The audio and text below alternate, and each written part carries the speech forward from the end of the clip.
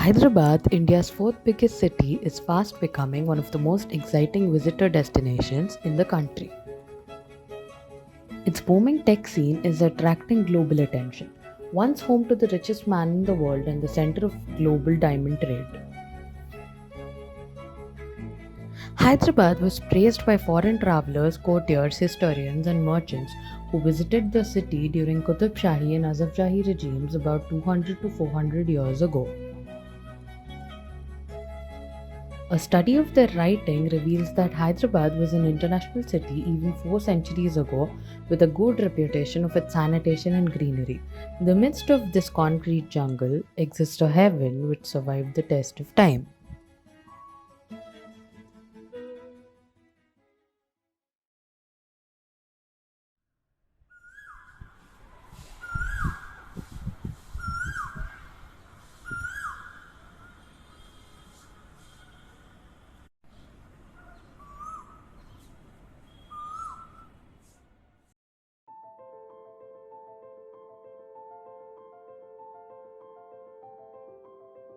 Kasu Brahmananda Reddy Park, popularly known as KBR National Park, and also for Chiran Palace, a lush greenery rich in flora and fauna, is situated in heart of Hyderabad city, Jubilee.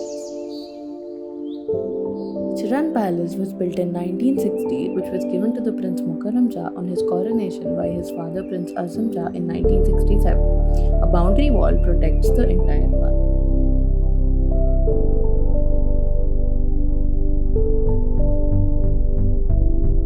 Palace area was declared as National Park by Andhra Pradesh government after seeking approval from the central government in 1998 and brought under the jurisdiction of the Wildlife Protection Act 1972.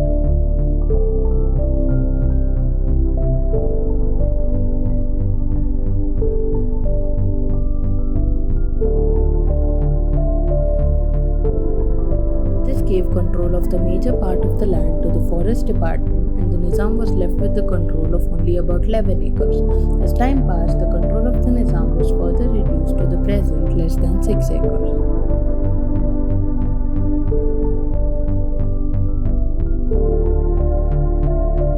The park was named as Kasu Brahmananda Reddy National Park in memory of former Chief Minister of AP, with only the palace building being referred to as Chiran Palace.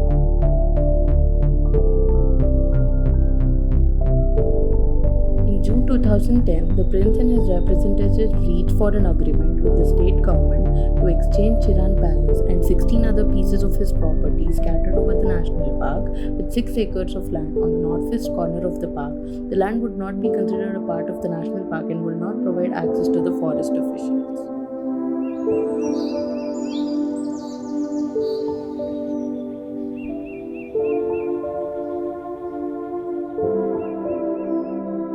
There are two entrances to the park, main gate near L.V. Prasad Eye Institute and gate 2 near Jubilee Hills checkpost. The entire distance of main walkway is 4.14 kilometers. The entire park is divided into two zones, conservation zone and visitor zone. Visitors don't have access to the conservation zone.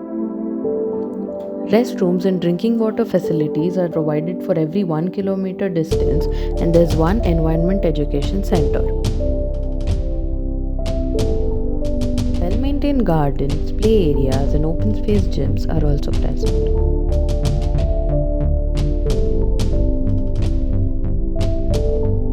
There are 600 species of plants, including trees, shrubs, climbers, herbs, and grasses.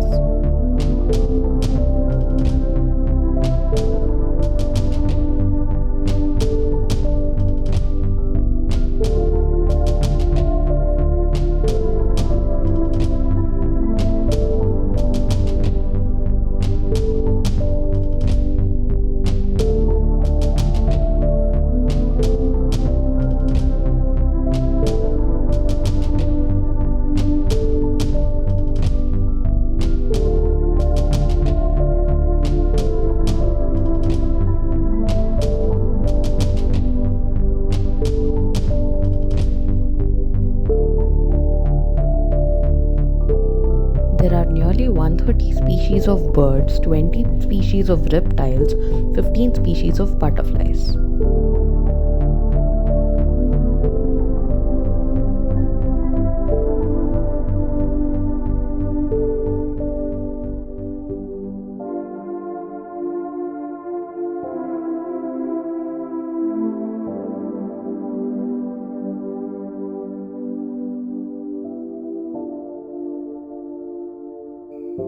20 species of mammals and many invertebrates. A few examples include chameleon, rock gecko, Indian flying fox, wild cat, Indian porcupine, Indian wild boar, black-naped hare, squirrel, common mongoose, Indian pangolin, Indian cobra, Russell's viper, Indian rock python, and rat snake.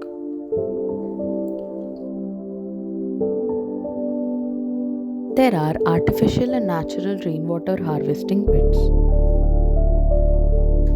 Artificial, which they have created, is percolation pits. First, they observe the area based on the slope. Catchment areas are made during summer by taking the soil. Up to date, 6 to 7 percolation pits have been constructed this way.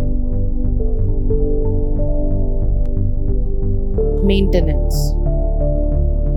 There is drum plantation, which is used to avoid animals and species present in the ground from spoiling the roots of the plants. Vegetation is watered in the night to avoid wet walkways, which is uncomfortable to the visitors. Before tankers, pipelines were used, but rats and other small animals damaged these pipelines. The pathways are watered with tankers 30 minutes before the timing starts so that the walkways aren't filled with airborne dust. Per day, 2 tankers are used for this purpose. The wastewater from the restrooms is collected in a septic tank, which is cleaned frequently. Approximately 5,000 to 7,000 people visit the park on a daily basis. Majority of them in the morning, which is close to 4,000 people. There are CC cameras along the walkway and other play areas, and safety boundaries are present along the border of the park. Entrance fee. Adult 20 rupees, child 10 rupees, annual fee 1500, annual fee for senior citizens 1000 rupees, and monthly fee is 400 rupees.